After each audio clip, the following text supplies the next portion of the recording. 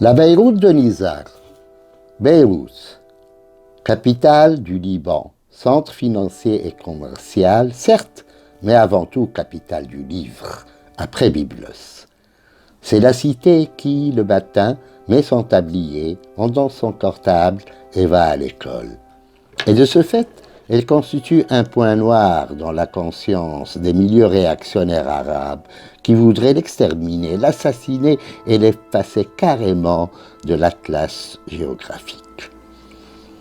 Mais, tel Ishtar, Beyrouth s'ingénie à ramener la vie et l'amour sur terre, après avoir ramené Adonis des enfers pour que la terre fleurisse de nouveau. Beyrouth, phénix renaissant toujours de ses cendres.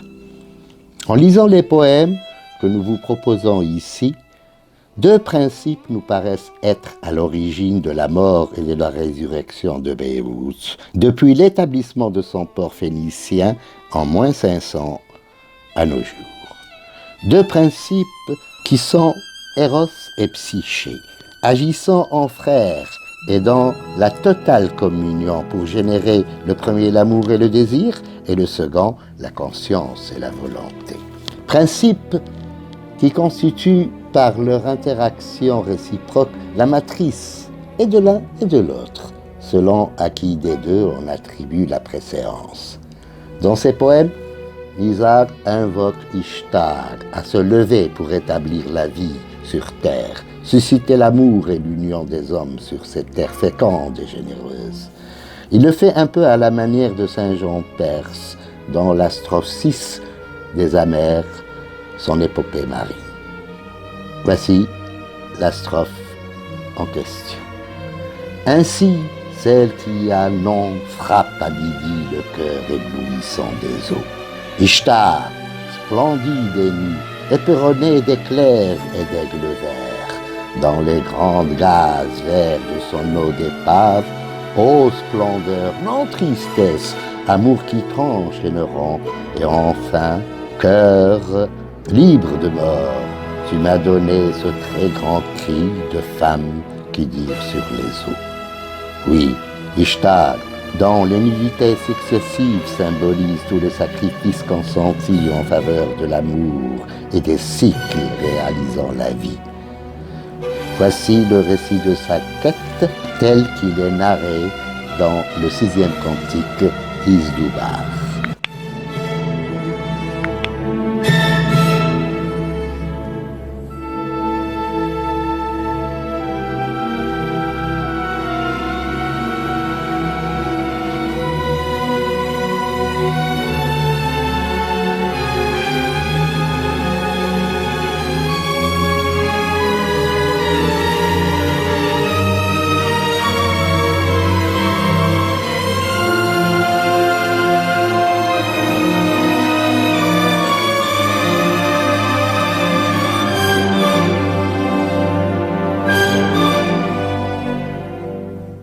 Ishtar. À la première porte, le gardien l'a dépouillée. Elle a enlevé la hautière de sa tête.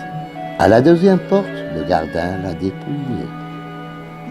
Il a enlevé les pendants de ses oreilles. À la troisième porte, le gardien l'a dépouillée. Elle a enlevé les pierres précieuses qui ornent son cou. À la quatrième porte, le gardien l'a dépouillée. Il a enlevé les joyaux qui ornent son sein. À la cinquième porte, le gardien l'a dépouillé. Il a enlevé la ceinture qui entoure sa taille. À la sixième porte, le gardien l'a dépouillé.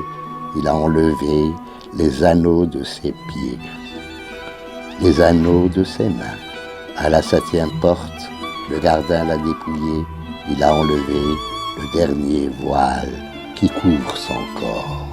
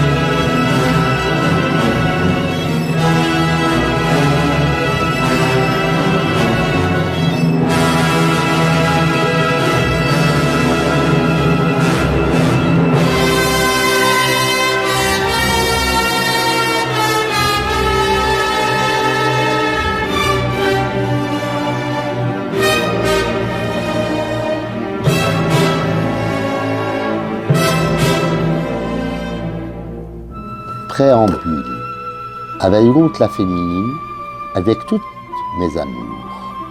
Ô toi Beyrouth, femme parmi des millions d'autres femmes, ma croisière, senteur clémentine sur les roses, le pruneau et l'eau, toi qui, lorsque j'écris ma poésie, mon inspiration aspire à s'approcher encore plus du ciel. Isaac. Beyrouth, dame des cités.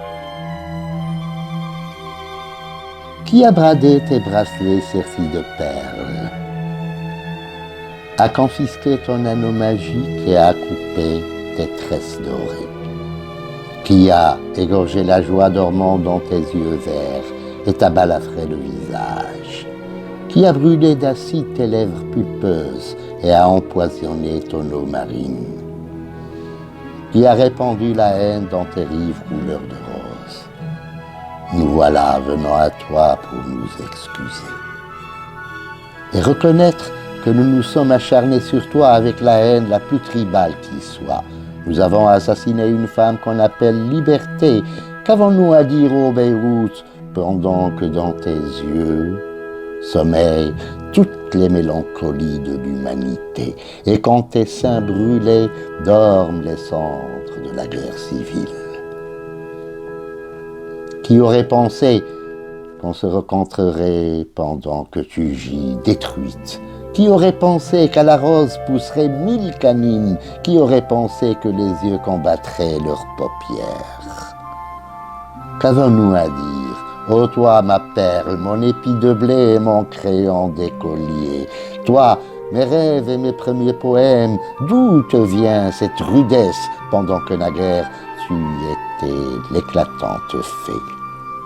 Comment donc l'oiseau dorique s'est-il transformé en chatte de gouttière? Je ne parviens pas à comprendre comment, ô toi Beyrouth, tu as pu rejeter Dieu pour retourner à l'ère du paganisme. Émerge de l'onde bleue des eaux profondes, ô toi Ishtar, lève-toi, telle une eau de rose, telle une eau de feu. Plus rien n'existe sans toi, ni avant toi, ni après toi. Unique tu es, et du temps tu es la résultante.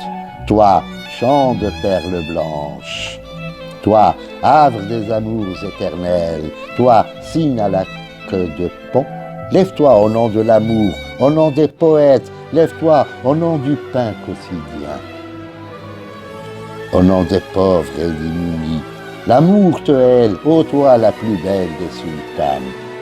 Le Seigneur te hèle, toi la plus belle des paroles. Il suffit que tu aies, comme toutes les belles, payé la taxe de beauté.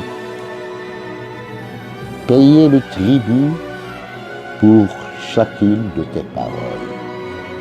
Réveille-toi, toi la sultane, toi la fleur, toi cierge à mon cœur allumé. Réveille-toi pour que le monde survive, pour que nous demeurions, pour que l'amour persiste. Réveille-toi, toi la plus belle perle par la mer offerte. Aujourd'hui seulement nous savons ce que veut dire le meurtre de l'oiseau à l'aube. Aujourd'hui seulement nous savons ce que veut dire verser l'encre noire dans un ciel d'été. Aujourd'hui nous savons que nous étions les ennemis de Dieu, les ennemis de la poésie. Beyrouth, dame des cités, toi, lieu de la promesse première, de l'amour originel, toi, la page où nous avons consigné notre poésie pour l'oublier dans les livres de velours et de l'inertie. Aujourd'hui, nous reconnaissons que nous t'aimions de l'amour des tribus nomades. Que nous te prenions exactement comme le nomade inculte prend sa femme. Nous reconnaissons aujourd'hui que tu étais l'amante dont nous étions la couche toute la nuit, pour qu'à l'aube, tout comme les nomades, nous levions le campement. Aujourd'hui, nous savons que tu nous hantes jusqu'à la moelle épinière. Aujourd'hui, nous savons quel crime de nos propres mains nous avons commis. Dieu, cherchant dans la carte de l'Éden terrestre, ne trouve pas le Liban.